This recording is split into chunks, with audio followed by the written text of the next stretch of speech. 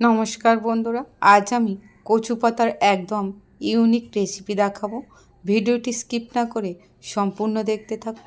রেসিপিটার জন্য এখানে কয়েকটা কচু পাতা নিয়ে নিচ্ছি। আপনারা চাইলে কচু পাতাটা কম বেশি করে নিতে পারেন। আর এটা ঠিক এভাবে কুচে কুচে নিয়েছি। এবার একটি বাটিতে আমি 3 কোয়ার মতো রসুন, সামান্য একটু পেঁয়াজ আর এখানে ছোট্ট একটি কাঁচা লঙ্কা দিয়ে দেব। আপনারা চাইলে রসুন পেঁয়াজটা স্কিপ করে যেতে পারেন। এবার এখানে দিয়ে দেব সামান্য একটু কালো সরিষা আর একটু সাদা সরিষা। মশলাটা আমি বেটে নেব শিলে। চলে যাব আমি নেক্সট স্টেপে। কড়াইতে আমি জল দিয়ে দিয়েছি আর তার সঙ্গে অ্যাড করে দিলাম সামান্য একটু খাবার সোডা। খাবার সোডাটা এই কারণে দিলাম, কচু পাতাটা অনেক সময় কিটায়। খাবার সোডাটা দিলে আর গলাটা চুলকাবে না। এবার এখানে কেটে রাখা কচু পাতাগুলো অ্যাড করে কিছুক্ষণ একটু সেদ্ধ করে নেব। এটা সেদ্ধ হয়ে গেছে, এর মধ্যে থেকে কালো জলটাও বেরিয়ে গেছে। এবার এটা আমি ছেঁকে তুলে নেব, একদম শুকনো করে জল ঝরিয়ে নেব। এবার প্লেটের মধ্যে নিয়ে নেব কাঁকড়া।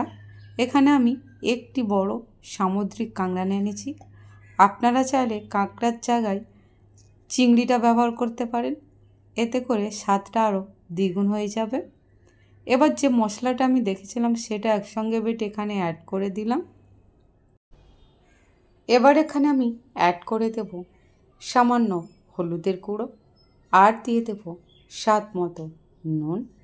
এবার এখানে অ্যাড করে দেব সামান্য কাঁচা সরিষার তেল।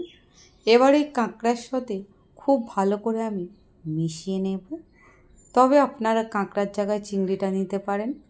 এবার এখানে যে কচু পাতাটা আমি সেদ্ধ করে রেখেছিলাম সেটা নিয়ে নেব। কচু পাতাটা এই মশলার সাথে খুব ভালো করে মেখে নেব। এবার একটি টিফিন বক্সে এটা আমি ঢেলে নেব। এবার এখানে অ্যাড করে দেবো একটি কাঁচা লঙ্কা। একটি বড় কাঁচা লঙ্কা আমি চিড়ে নিয়েছিলাম মাঝখানতে, সেটা অ্যাড করে দিলাম। ওপর থেকে দিয়ে দেবো সামান্য সরিষার তেল।